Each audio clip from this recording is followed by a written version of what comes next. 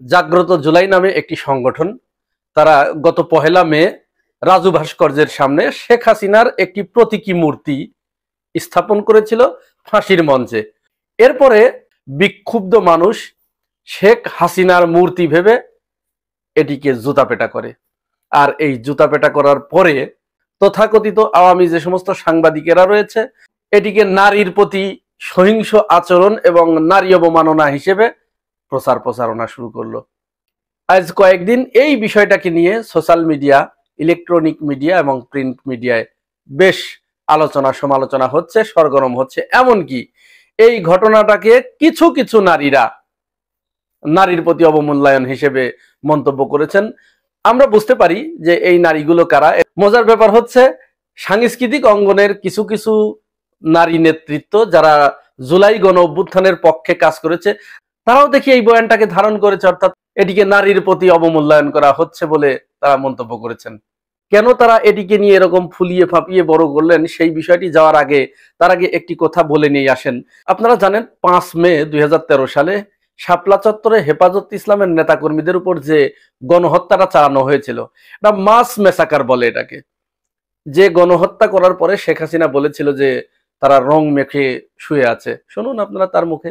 গায়ে লাল রং লাগিয়ে পড়ে আছে, যখন পুলিশ যে ডাক দিচ্ছে উঠে দৌড় মারছে, দেখা গেল লাশ। কিন্তু আশ্চর্যভাবে লক্ষ্য করলাম, আমি খুব হতাশ হয়েছি, গতকালকে 5 তারিখ চলে গেল। এই 5 তারিখে আমরা সোশ্যাল মিডিয়ায় হেফাজতে ইসলামের পক্ষে কোনো পোস্ট দেখি নাই। হেফাজতে ইসলামের যে সমস্ত নেতাকর্মীরা রয়েছে এদের কোনো পোস্ট আমরা দেখি নাই, এদের কোনো উপস্থিতি আমাদের কাছে খুব বেশি চোখে পড়ে নাই। কেন? তারা কি ঝিমিয়ে গেছে? তারা কি এটি বোঝে না? আমার কাছে মনে হচ্ছে তারা তাদের ওই স্পিরিটটা হারিয়ে ফেলেছে। হারিয়ে যাবারই কথা, কারণ 5 তারিখের মেসাকারের পরে হেফাজতের এক অংশ শেখ হাসিনাকে মাদার অব কওমি অর্থাৎ কওমি জননী বলে আখ্যায়িত করেছিলেন। হাটহাজারী মাদ্রাসায় গিয়ে তৎকালীন হাসান মাহমুদ, তিনি হেফাজতের তৎকালীন আমির আল্লামা শফি সাহেবের সাথে বৈঠক করেছিলেন। বলা হয়ে থাকে যে এখানেই তিনি একটা দেন দরবারের মাধ্যমে আপোষ রফা করে ফেলেছে, যার কারণে হেফাজতের নেতাকর্মীরা শাপলাকে আমার মনে হয় না আর ধারণ করে। অল্প মুষ্টিমেয় কয়েকজনকে দেখেছি। তার আগে 3 তারিখে তারা একটা সমাবেশ করেই তাদের দায়িত্ব পালন করেছে। কিন্তু অন্তত 5 তারিখে তো তারা একটা দিবস ঘোষণা করতে পারতো। এত বড় একটা মাস কিলিং হয়ে গেল, সেই মাস কিলিং এখন তো হাসিনা ক্ষমতায় নাই। তাহলে কি এই দিন তারা একটা দিবস ঘোষণা করে তারা এই দিনটাকে যথাযথ উদ্যোগে নিজেদের পরিমণ্ডলের ভিতরে বা বাইরে বিভিন্ন প্রোগ্রাম করে ফেসবুকে প্রচারণা চালিয়ে এটিকে কি তারা একটা দিবস হিসেবে পালন করতে পারতো না? কিন্তু তারা করে নাই। এটা আমাদেরকে হতাশ করেছে।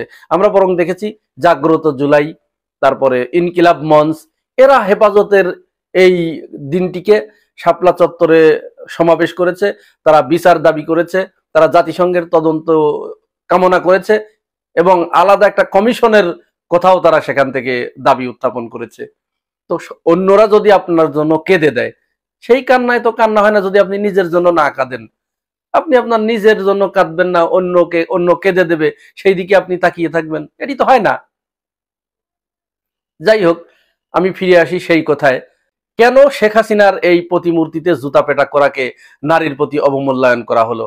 এখানে একটা পরিষ্কার কথা, এই যারা জুতাপেটা করেছে তারা ছিল হেফাজতের কর্মী। ওই দিন হেফাজতের সম্মেলন ছিল, সমাবেশ থেকে ফেরার পথে বিক্ষুব্ধ জনতা তার মুখে যখন জুতাপেটা করেছে, মূলত তারা এখানে অন্য কোনো ফ্যাক্টর না, অন্য কেউ যদি এই কাজ করতো তাহলে কিচ্ছু হতো না, কোনো কথা হতো না। ফ্যাক্টরটা এখানে হেফাজত। হেফাজত যেহেতু এই কাজটি করেছে, হুজুররা যেহেতু এই কাজটি করেছে, সেহেতু হুজুররা নারী বিদ্বেষী। হুজুরদেরকে নারী বিদ্বেষী হিসেবে প্রচার করার জন্য, বহির্বিশ্বে হুজুরদেরকে নারীর প্রতি সহিংস এরকম প্রমাণ করার জন্য তারা এই প্রচারণাটি ওই সময় চালিয়েছে। অথচ হুজুররা কি আসলে নারী বিদ্বেষী? হেফাজত কি নারী বিদ্বেষী? না, হেফাজত মোটেই নারী বিদ্বেষী নয়। বরং আমি ব্যক্তিগতভাবে আমার অনেক হেফাজতের নেতাকর্মীকে আমি জানি, যাদের সাথে আমার কথা হয়, তাদের মেয়েরা ইঞ্জিনিয়ার আছে, ডাক্তার আছে, উকিল আছে, হেফাজতের নেতা, অথচ তার মেয়ে প্রশাসনের ভালো চাকরিতে আছে। তাহলে এই যে তাদেরকে বলা হয় যে তারা নারীদেরকে ঘরের ভিতরে আবদ্ধ করে রাখতে চায়, তারা যদি মেয়েদেরকে নারীদেরকে ঘরের ভিতরে আবদ্ধ করে রাখতে চাইতো বা তারা যদি নারীর প্রতি সহিংস হতো, তাহলে তো তাদের নিজেদের সন্তানদেরকে এই সমস্ত জায়গায় যেতে দিত না। আসলে মূলত যেটা হয়েছে সেটি হচ্ছে হেফাজতের যে সমস্ত নেতাকর্মী আছে তারা নারীকে যেটা চায়, এই যে দেখুন এই যে সাংবাদিক,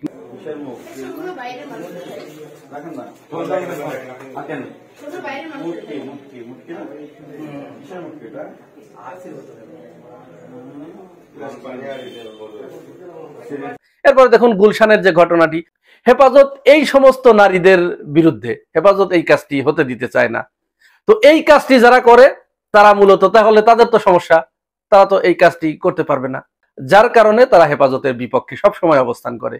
এবার আসুন সেই জবাব দেই যে এই যে প্রচার করা হচ্ছে যে নারীর অবমূল্যায়ন, আসলে কি নারীর অবমূল্যায়ন? একজন নারী দেখুন, তিনি নিজে বলছেন যে শেখ হাসিনাকে তিনি নারী মনে করেন না, তিনিও তো একজন নারী। আমি তাকে মানুষই মনে করি না, যাকে মানুষ মনে করি না তার জেন্ডার থাকতে পারে না।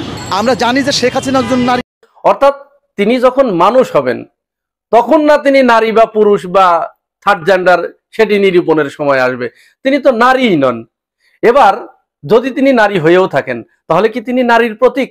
না, আমরা মনে করি তিনি নারীর প্রতীক নয়, কারণ নারী হচ্ছে কোমল হৃদয়ের অধিকারী, নারী প্রেমময়ী, নারী মমতাময়ী।